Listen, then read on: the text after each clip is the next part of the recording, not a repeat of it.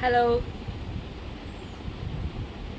Cash Lavina, cash Christine, cash Kashmira. भौतिक जगाचा आढावा कोणी घेतलाय का? भौतिक जगाचा आढावा.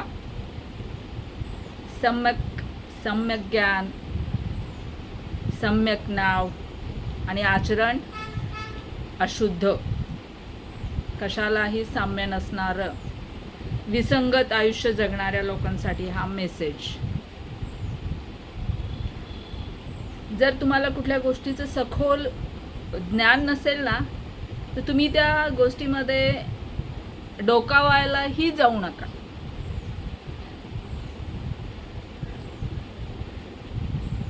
जर तुम्ही कोणाचे भक्त असाल, कुठल्या गुरुचे भक्त असाल, कुठल्या देवी देवतांचे, वैदिक देवी देवतांचे भक्त असाल, इस्लामिक भक्त असाल किंवा बौद्धिक असाल, जर तुम्हाला त्यातलं क ख ग येत नसेल आणि तुम्हाला ते आचरणात आणायचं नसेल, तर तुम्ही त्याच्या आहारी जाऊ नका. तुम्ही फक्त 2 वेळचं खा आणि 2 वेळचं झोपा. प्रामाणिकपणाचं अन्न तुम्हाला पचणार नाही, कारण तुमची ती वृत्ती नाहीये. भौतिक जगाचा आढावा घेत असताना मला असं लक्षात आलं की काही लोकांना प्रामाणिकपणाचं अन्न पचन होत नाही. त्यांना अप्रामाणिक वृत्ती धारण करून बऱ्याच गोष्टी त्यांना बळकवायच्या असतात, मिळवायच्या असतात, आत्मसात करायच्या असतात. आज 14 एप्रिल आहे. जय भीम जय भीम जय भीम म्हणणारे आणि बोधिसत्वांच्या मार्गावर चालणारे, बोधींचं अनुकरण करणारे, त्यांच्या सम्यक विचारांचं अनुकरण करणारी लोक किती आहेत इथे. नुसतं घरामध्ये एक मूर्ती ठेवली आणि तिच्या पुढे एक अगरबत्ती लावली आणि एक दिवा लावला म्हणजे तुम्ही फार प्रामाणिक झालात आणि तिथली जी प्रकाशाची झोत आहे, तो प्रकाशाचा झोत आहे, तो तुमच्या अंगावर येईल असं तुम्हाला वाटतं का?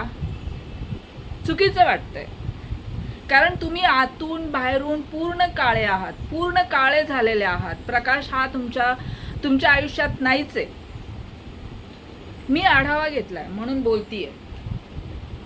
प्रकाश आतून यायला लागतो. प्रकाश, सत्याचा प्रकाश.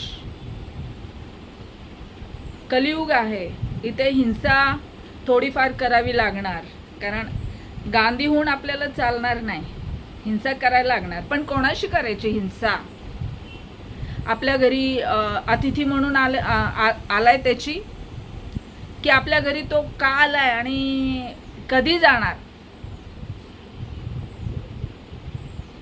कसं वागणार यांशी? अतिथी देवो भव, अतिथी देवो भव. काही वेळेला अतिथी तुमच्याकडे तुमचं गुड लक घेऊन आलेला असतो, पण तुम्ही तुमच्या हाताने बॅड लक ओढवून घेता. शहरी लोकांमध्ये हे ठीक आहे, त्यांच्याकडे वेळ नसतो, त्यांचं टिपिकल लाईफ असतं. सकाळी उठायचं आणि संध्याकाळी घरट्यात परत यायचं असतं. त्यांना फक्त त्यांची पिलं आणि त्यांची पत्नी दिसते. आई वडील दूर कुठेतरी असतात. तुमचीही मुलं दूर कुठेतरी असतील, परदेशी गेले असतील किंवा मेट्रो ठिकाणी असतील, तुम्हाला सोडून गेले असतील.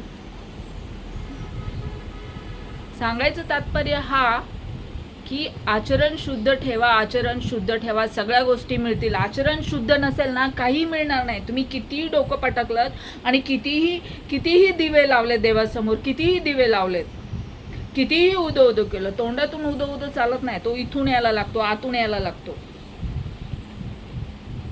काश्मीरा,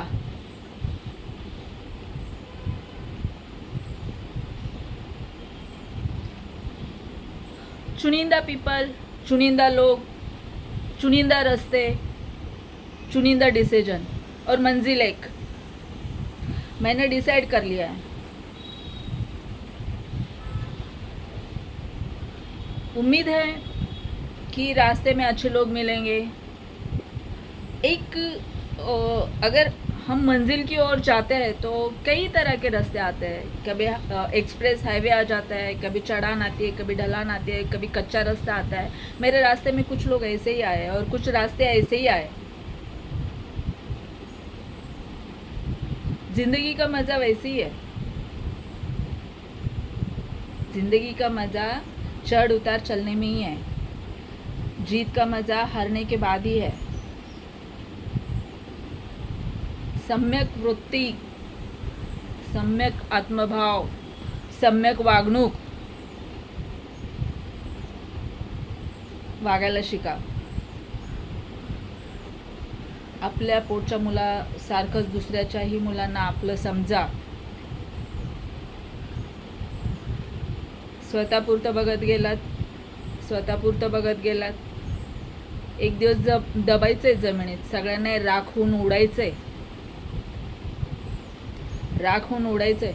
त्यासाठीच आलोय आपण, मरायला आलोय, पण चांगलं जगण्यासाठी आलोय. बोधी वागणं जर आयुष्यात आचरणात जमत नसेल तर सोडा. 14 एप्रिलचा हा संदेश आहे. काही होतकरू लोकांना, खूप होतकरू आहेत ते, खूप बिझनेसमॅन, सॉलिड बिझनेसमॅन करतात. एक पिंपळाचं झाड लावलं घरात किंवा कुंडीमध्ये आणि तिथे गौतम बुद्धाची प्रतिमा आणि घरामध्ये बाबासाहेब आंबेडकरांचा फोटो लावला म्हणजे जय भीम होतो असं नाही आहे. त्यांनी काय शिकवण दिली नीट वाचा आणि अनुकरण करा. जय भीम, जय हिंद.